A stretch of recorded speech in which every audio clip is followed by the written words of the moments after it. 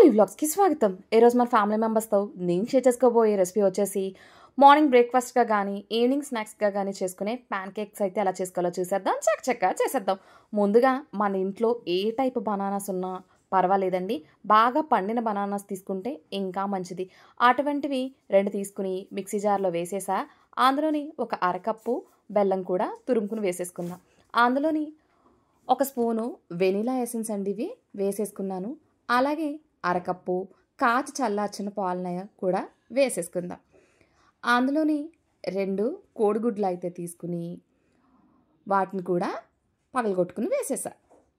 వీటన్నిటిని కూడా మనం మిక్సీ అయితే పట్టేద్దాము. సమ్మర్ కదా, అది పిల్లలు తక్కువగా తింటూ ఉంటారు. ఎక్కువ లిక్విడ్ కన్సిస్టెన్సీయే ఎక్కువ ఇష్టపడుతూ ఉంటాం కాబట్టి మనం కూడా బ్రేక్ఫాస్ట్గా కానీ స్నాక్స్గా కానీ ఇలా హెల్దీ రెసిపీస్ చేసి పెట్టండి. చాలా బాగుంటుంది, తక్కువ టైంలోనే అయిపోతుంది. చూడండి, మిక్సీ పట్టిన తర్వాత దాన్ని పక్కన పెట్టేసుకున్నా. ఈలోపు ఒక బౌల్ తీసుకుని అందులోనే ఒక కప్పు గోధుమ పిండిని అయితే తీసుకున్నానండి. అందులోనే ఒక స్పూను బేకింగ్ పౌడర్ని అయితే యాడ్ చేసుకున్నాను. మీ దగ్గర బేకింగ్ పౌడర్ లేకపోతే సోడాని కూడా యూస్ చేసుకోవచ్చు. మీలో ఎవరైనా కొత్తగా వ్యూ చేస్తుంటే లైక్ చేయండి, షేర్ చేయండి, సబ్స్క్రైబ్ చేసుకోండి, పక్కనే ఉన్న బెల్ ఐకాన్ నొక్కండి.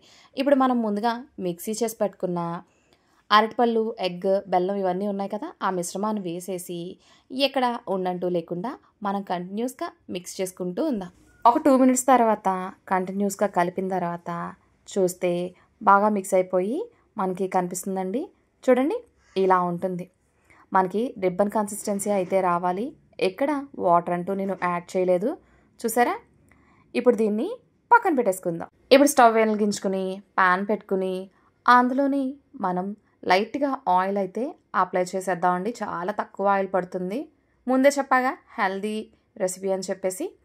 ఇప్పుడు అందులోని మనం ముందుగా కలిపి పెట్టుకున్న బ్యాటర్ని అయితే ఇంకొకసారి మిక్స్ చేసుకుని మనం దోశ ఎలా వేసుకుంటామో అలాగే గరిటతో వేసుకుందాం. కాకపోతే ఇక్కడ దాన్ని పల్చగా స్ప్రెడ్ చేయకూడదండి. కొంచెం దలసరగానే అలా 1 నిమిషం కాలనిచ్చామంటే లో టు మీడియం ఫ్లేమ్ మీద చిన్న చిన్న ఎయిర్ బబుల్స్ అయితే ఫామ్ అవుతాయి. కనిపిస్తుందండి మీకు ఎయిర్ బబుల్స్? ఫామ్ అయిన తర్వాత మనం దాన్ని టర్న్ చేసుకుందాం. మరొక నిమిషం అయితే రెండో వైపు కూడా కాలనిచ్చి 2 వైపులా కూడా లైట్గా గోల్డెన్ కలర్ వచ్చిన తర్వాత మనం తీసేసుకుని వేడివేడిగా సర్వ్ చేసుకోవడమే.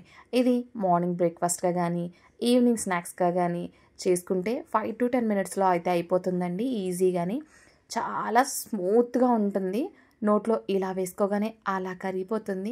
అంత బాగుంటుంది. పిల్లలకైతే పీనట్ బటర్ కూడా అప్లై చేసిస్తే ఇంకా ఇష్టంగా తింటారండి. లేదా నాలా హనీ కానీ వేశారంటే చాలా చాలా టేస్టీగా ఉంటుంది. ఇంకెందుకు ఆలస్యం, సర్వ్ చేసుకోవడమే. Thank you for watching my video.